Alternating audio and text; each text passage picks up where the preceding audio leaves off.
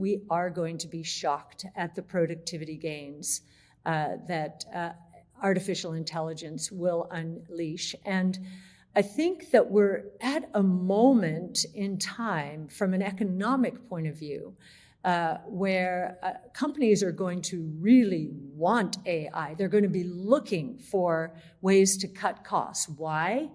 Because we think they're losing pricing power. And it is during periods of turmoil and recession that companies and consumers are willing to change the way they're doing things. And we think we're moving into that kind of moment.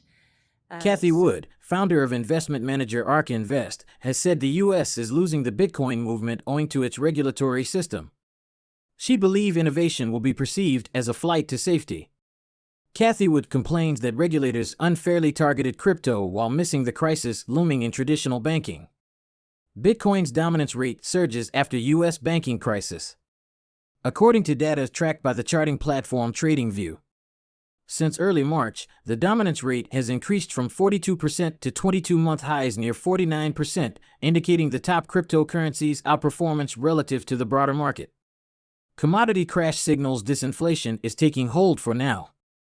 The commodity crunch unleashed by Russia's invasion of Ukraine has taken a sharp reversal, with a Bloomberg gauge dropping more than 10% since the start of the year to the lowest since 2021. According to a report released by the International Monetary Fund, gold has become the world's #1 asset class of choice for those seeking protection, diversification, and high returns on offer in this current economic climate. The second most popular asset, as revealed by the report, was silver, followed closely behind by agriculture in third place. We have found it very interesting that Bitcoin and crypto generally rallied in the face of a crisis, the regional bank crisis.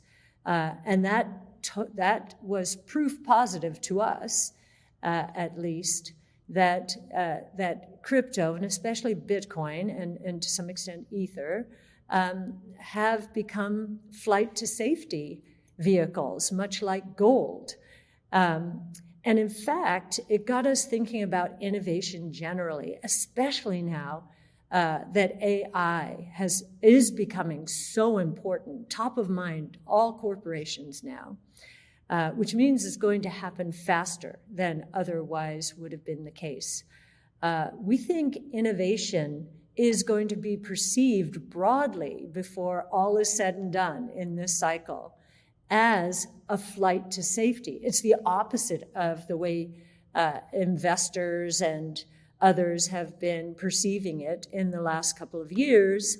They were looking at innovation in a period when interest rates were going up as a problem in their portfolios, because innovation or any long duration asset is very dependent on interest rates. But if interest rates are going down, then they turn from a headwind into a tailwind, so that's good. All commodities are down on a year-over-year basis, the ones that we monitor, except for gold and silver. Gold has been in a trading range for the last 2.5 years now, and as long as it stays in that trading range, we're fine. I think part of the reason it's moved up from the 16, 17 thousand or $100 range up to the $1,900 to $2,000 range was the flight to safety. Some would say it's fear of inflation, a hedge against inflation. We would say it's more of a flight to safety, much like Bitcoin enjoyed going from 19,000 to 30,000. The dollar, against all expectations, has moved up in the month of May, and that's interesting. It may be because we did not have the debt default, so maybe another relief rally there. But whatever it is, it's anti-inflationary. A rise in the dollar, all other things equal, brings inflation down in the U.S. relative to other countries. So, the artificial intelligence story has fueled a massive rally in tech, but it's far from over. In fact, as AI revolutionizes just about every industry out there, it could create a $1.81 trillion opportunity. Additionally, some analysts are predicting that AI could boost profitability as much as 38% by 2035. We view NVIDIA at the core hearts and lungs of the AI revolution, Wedbush Securities analyst Dan Ives wrote last week, after the firm told investors it expected to bring in $11 billion in sales in the 3 months to August, almost 50% more than analysts had predicted. Investor Cathie Wood sold her stake in NVIDIA in January, missing the gains made since then. She recently tweeted that the firm's shares were priced ahead of the curve. She said markets were making a mistake to think the company was the only AI play. Estimates vary wildly.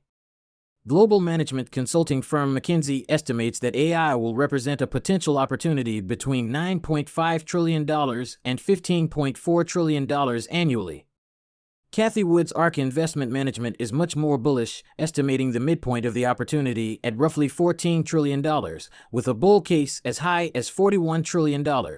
NVIDIA, 2014, Tasha Keeney comes into our brainstorm and announces, after we've tasked her with figuring out what's going to go into an autonomous vehicle, she comes back during one of our brainstorms with her aha moment, and that was that the brains or the central nervous system of an autonomous vehicle, remember this is back in 2014, were going to be GPUs. Now we owned NVIDIA, we were exposed to NVIDIA back then as a gaming company. In fact, all it was in the minds of most investors was a PC gaming chip company. And gaming was growing rapidly, so in many growth portfolios. But as soon as Tasha said that, I said, Tasha, nobody knows this. Nobody knows this. This is not in the price of NVIDIA at all. NVIDIA at that time was a $5 stock on the split adjusted basis. And now it is a $400 stock. $5 and somewhere in the $5 to $10 billion now has scaled to $1 trillion. It is now 25 times revenue. So now people do understand that AI is a big idea. And many are treating NVIDIA like it is the only AI idea out there. They're somewhat surprising, actually.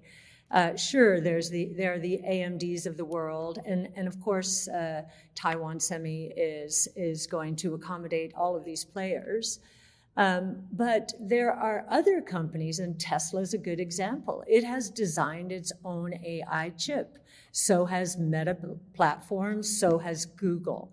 And Tesla pulled its NVIDIA chip out of its cars and put in its own, which is more of a special purpose AI chip as opposed to a more generalized AI chip.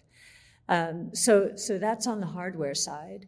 And then on the software side, what's fascinating today is, to see hardware like NVIDIA get a multiple like 25 or 26 times revenues. That's not times earnings, that's times revenues.